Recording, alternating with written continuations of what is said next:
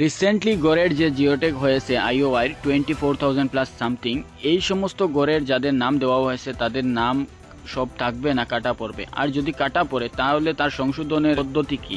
গভর্নমেন্টের একটা গাইডলাইন আছে, যতটা জিওটেক করা হয়েছে আইওআই পাওয়ার জন্য এখানে 24,000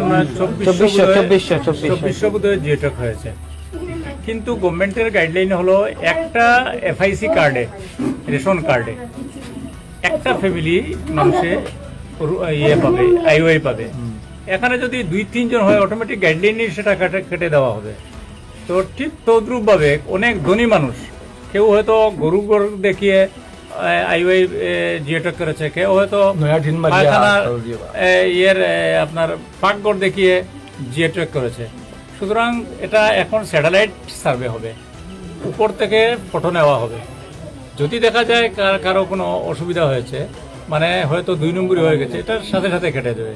তো এই হিসাবে কিছু মানুষের নাম কাটবে, হয়তো অনেকেরই নাম কাটা যাবে। আমরা জানি না কতটা থাকবে কতটা কাটবে, কিন্তু সরকারের গাইডলাইন হিসাবে যেটা থাকবে সেটা মানুষের পাবে, তার বেনিফিট। যেটা থাকবে না এটা তো পাবে না।